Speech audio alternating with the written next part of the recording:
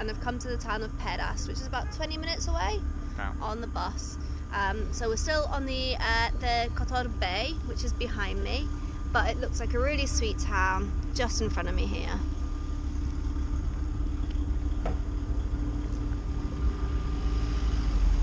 So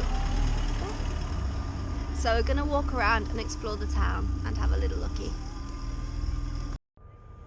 This church is called St. Marco's Church, but just behind it, I don't know if you can tell on the camera, we can see some like old ruins in the church, so we're going to try and find a way to go and see them, because this little passageway here is a dead end. So we're going to try to go round and find it.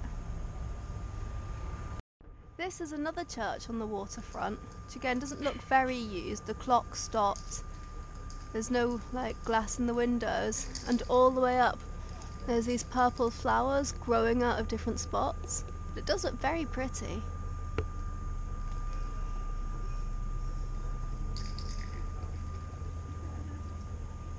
I guess this is part of the church here. A lot of the churches here have those round windows which looks like wheels with spokes, but I've noticed them in a few of the churches. Wow.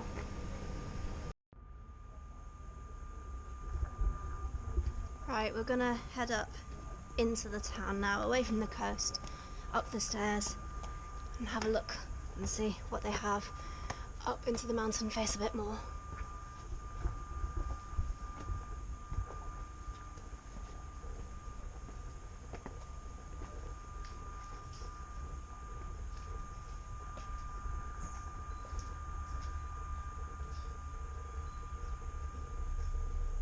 We've just come across this building and we know nothing about it apart from it's called Viscovich Palace, but we can look through the second window up there and you can see how the ceiling used to be painted, and it must have been super grand.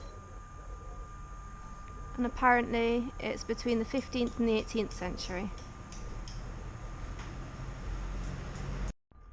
This is round the front of Viscovich Palace, and you can see this would have been the original entrance, but they've blocked it all up here. But they had like a fancy coat of arms there, and if I step back you can see the rest of the ruin. It had like a fancy balcony. What are you doing? I think we're listening to the wall.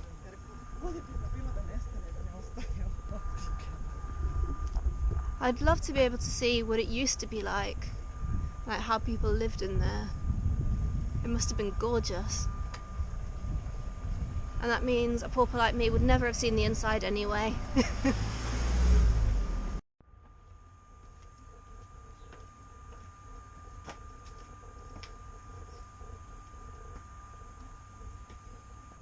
We've come up to the top of the town so we can have a look down into the bay, but specifically see the islands from here. I don't know if you can see them. One of them's called St. George, and I'm not quite sure what the other one's called, but they both have churches on them, and you can go and visit them for €5 on a return trip. But I think it's just really nice to see them from up here. They're just really cool, and the nice thing is to see them when you're outside of them, I think. It looks gorgeous. And we can see the rest of the little town as well. Nice church there. And then just all the mountains all around. And actually, if you look all the way through the skinny bit of the bay, the lock, you can actually see another town all the way around there.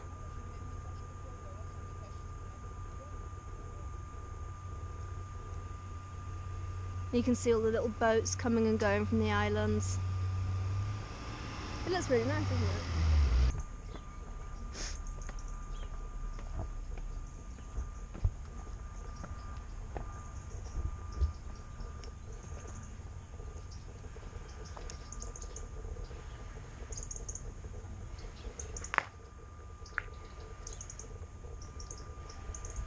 This is Our Lady of the Rosary Church from the 17th century. It looks like it's got a dragon up there on its seal.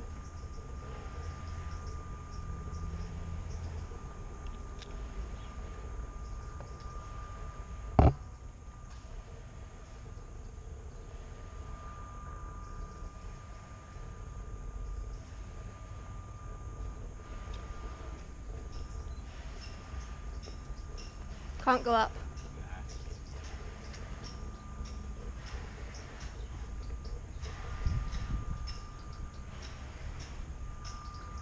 And then just behind the bell tower there's a 17th century palace.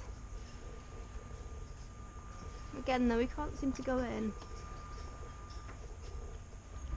I think I've just done some great detective Sherlock work. So, the palace there is called Zmajewicz, and above the church is the name Andrzeja Zmajewicz, which makes me think the church was either built for or by the family Zmajewicz. And also, the emblem on the church is a dragon. And from what I know of the word Zmaj in this area, it means dragon. So I think this family had a dragon name, which is cool, and so this church is connected to them. So that's my little bit of working things out. It's the afternoon now, and they seem to have opened up the main church, St. Nicholas.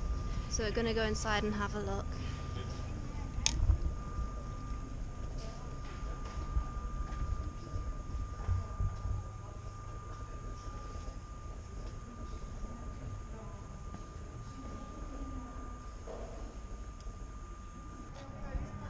An interesting thing about the history of this place was, although it's a tiny town, it was actually like the might and power of the Bay of Kotor.